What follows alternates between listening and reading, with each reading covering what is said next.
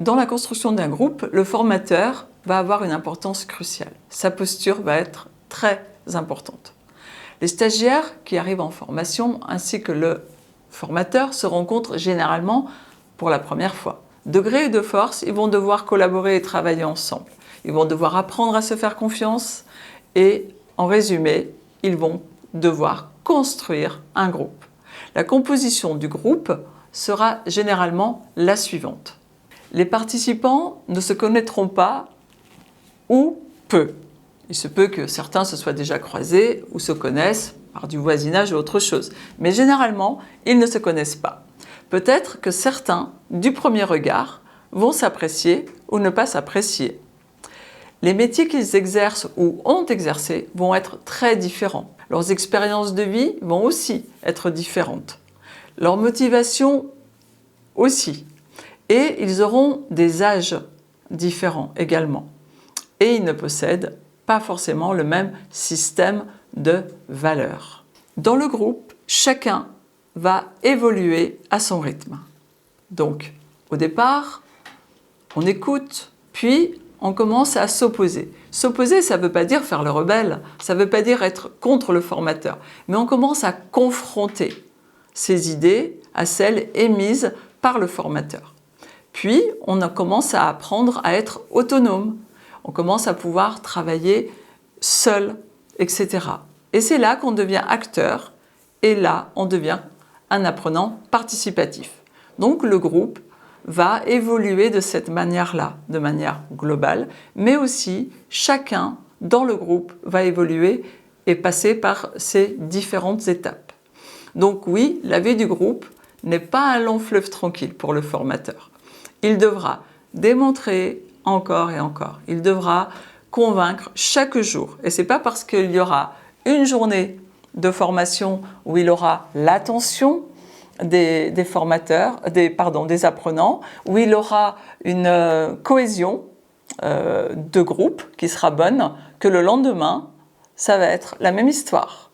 Le groupe va subir plusieurs influences. La première influence, ça va être le début de la formation. Ça va être ces fameuses 5 peurs dont nous avons déjà parlé plusieurs fois.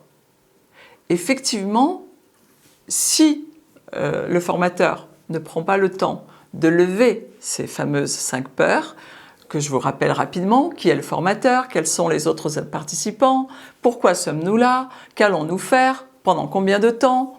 Eh bien, si le formateur ne prend pas ce temps-là, eh bien, le groupe va avoir du mal à être en cohésion et à être rassuré. Ensuite, le deuxième facteur qui va fortement influencer le groupe va être le style du formateur. Nous pouvons avoir différents styles de formateurs. Vous aurez tous un style différent. Nous avons le formateur autoritaire, nous avons celui qui est démocratique et participatif, et vous avez celui qui laisse un peu faire, qui laisse un peu le groupe avancer un petit peu comme il le souhaite. Et puis, vous avez celui qui veut que les choses se passent comme il le souhaite. Et puis, vous avez celui qui veut que tout le monde participe à la cohésion et à la construction du groupe. Donc, le formateur est, lui, de toute façon, un facteur d'influence. Ensuite, d'autres facteurs d'influence vont être l'organisation, la disposition de la salle, la distance entre l'apprenant et le formateur, le nombre de participants par groupe. Il est évident qu'un groupe de 5 personnes ne va pas fonctionner comme un groupe de 20 personnes. Il y aura aussi l'environnement, l'atmosphère. Est-ce que, lorsqu'on est en présentiel, par exemple, est-ce qu'il fait chaud? Est-ce qu'il fait froid dans la salle? Est-ce qu'on est trop près les uns des autres? Est-ce qu'on a de la place pour bouger? Est-ce qu'on voit bien le formateur? Tout cela va avoir une influence sur le fonctionnement du groupe. Et puis, il y aura le climat de travail. Quel est le climat que le formateur aura généré d'une certaine manière dans ses interactions? Est-ce qu'il y aura un climat de compétition? Est-ce qu'il y aura un climat de coopération, de convivialité ou des signes d'apathie dans le groupe? C'est-à-dire des apprenants qui s'endorment un peu, qui ne participent pas, qui sont passifs. Donc tout cela va influencer aussi la vie du groupe. Ensuite, nous allons avoir les besoins des individus en formation. Donc, l'ensemble des individus en formation vont avoir besoin de comprendre, d'être rassurés, ils vont avoir besoin d'agir, d'appartenir au groupe et d'être reconnus. En cela, ça s'apparente à la pyramide de Maslow avec ses différents besoins. Donc, en fonction du niveau de besoin de chacun, eh bien, de toute façon, on va avoir un groupe qui ne va pas fonctionner de la même manière. Alors, rôle au sein d'un groupe. Les rôles aussi évoluent. Selon le contexte, ils sont liés à une insatisfaction des besoins. Chacun va prendre un rôle plus ou moins différent dans le groupe. Et cela aura aussi une influence. Ensuite, on va avoir les niveaux d'attention. Suivant le moment dans la journée, les niveaux d'attention des apprenants vont varier. On l'a vu déjà en chronobiologie. Donc l'après-midi, on sait que l'attention est moins soutenue, etc. Ensuite, on va avoir ce qu'on appelle la résistance au changement, qui pourrait se résumer en cette petite citation. J'ai rien contre le changement, mais il ne faut pas que ça perturbe ma routine. Voilà. Donc, vous avez aussi cette résistance au changement qui va fortement influencer la vie d'un groupe. Et puis, dans les comportements au sein du groupe, vous avez ce qui est visible, c'est ce qu'on appelle la face immergée de l'iceberg, et ce que vous ne voyez pas.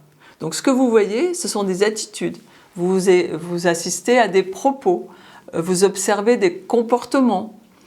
Ça, c'est ce qui est visible. Mais en fait, souvent, la partie cachée, c'est que ces personnes ont des besoins, des émotions, des valeurs, des sentiments, des craintes, peur du jugement, de la résistance au changement, tout ce qu'on a vu.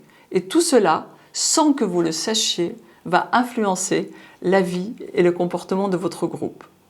Donc, ça sera à vous d'aller, par le questionnement, quand vous aurez observé les attitudes, les propos, les comportements, d'aller chercher. Donc voilà à peu près comment se constitue un groupe, comment il évolue et quels sont tous les facteurs d'influence que vous pouvez rencontrer. Donc s'il vous reste des questions à propos de cette séquence, vous n'hésitez pas, vous les posez au bas de la vidéo et nous vous y répondrons. Donc je vous donne rendez-vous au prochain chapitre.